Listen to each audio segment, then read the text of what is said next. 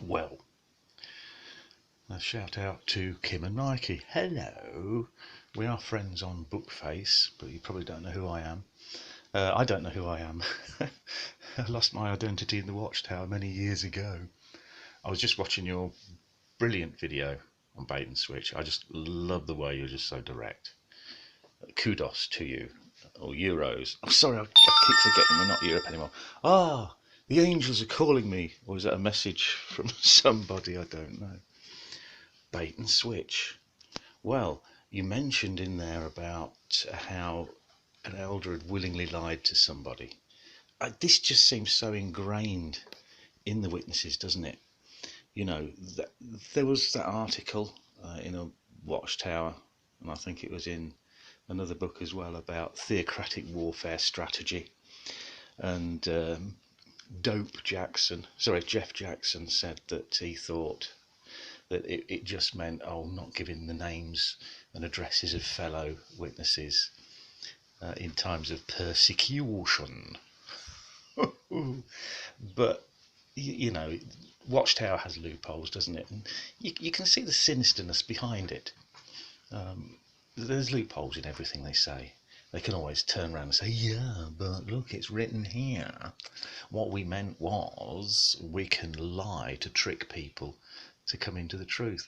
And I remember a friend of mine saying that this was in the US, probably over the pond where you are, that a brother, trademark, on the platform, Freudian slip, had talked about bringing people into the truth, and he said, when you go out on the doors, trick them. In other words, trick them into coming along to meetings, trick them into believing nonsense, and they'll find out later on and get shunned probably. But I think it really does go to show the level of corruption within the Watchtower. The fact that they do adhere to this theocratic warfare, and I think it's endemic within the witnesses. I think it's institutionalized. That they probably haven't even read the article about theocratic warfare. They've probably not even seen it, but it's so deeply ingrained in the way the witnesses work. There's a car coming by. Let's see what it is. See if it's anybody we know. No, he just lives. There's some geezer who lives up the road there. I don't know who he is.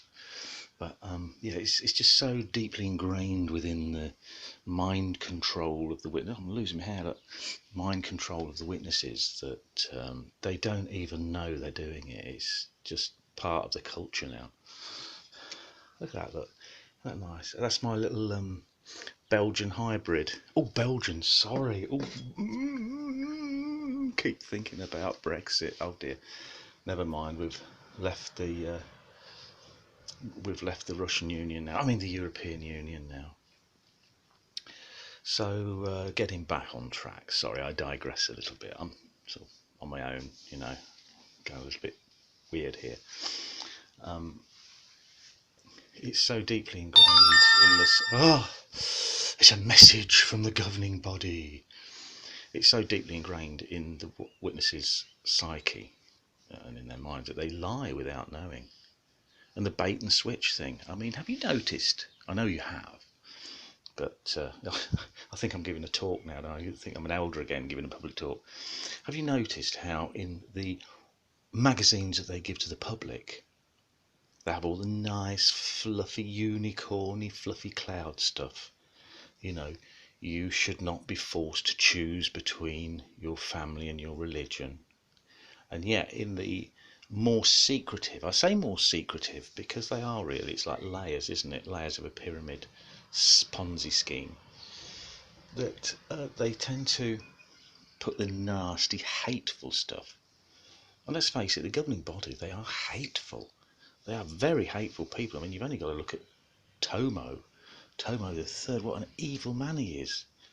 He's vitriolic and nasty, and I think he's probably drunk half the time. He's probably coked off his head now in a pervert like that. My thoughts on child molestation as well. It's not a subject I like to think about because it's close to my heart. for reasons that I don't wish to talk about, and I actually hate it. And why is it that they insist on this two-witness rule? Even the Australian Royal Commission, Angus, gave them a get-out-of-jail-free card with that, didn't he, when he quoted scriptures? But Jeff Jackson was saying, yeah, it's a good idea, yes, well, we fully endorse laws that make reporting mandatory. Bollocks. Yes, you heard me right, bollocks. They went back to the Australian Royal Commission in a written statement, I believe, more or less saying, I'll get knotted. Sod off. And why the two-witness rule? Well, I think it's because members of the governing body are paedophiles, they're a paedophile ring, or certain members, not all of them, are paedophiles, and they're just protecting themselves. They're enforcing laws in the Watchtower that can protect themselves. Case in point, Ewart Chitty, Leo Greenlees of the governing body. Not disfellowship, were they? Just moved away. And then you get that nasty bloke, Theodore Jarris, who I don't know about this. Wasn't he accused? Wasn't he accused of some naughtiness? And wasn't he on the sex offenders register in Australia? And that's why he moved away. And he suddenly became anointed and became a governing body member. Well, I don't know. That's anecdotal, so it can't be proven. But I really do feel that the governing body are protecting themselves. And so that's kind of covered a couple of things, really, hasn't it? Molestation and bait and switch. So, yeah, keep up the good work, you guys. And not just Kim and Mikey, but, all the others out there. I can't remember the names at the moment because I haven't got my pooter open. Because, I haven't got a pooter, really. I have to use this thing, which is a tablet, because, I'm a bit short on technology, because, on my own now, a bit short of cash, so one does one's best, darling. Anyway, I love you all. You're all brilliant, and may your God go with you. I tell you, I'm going to eat now.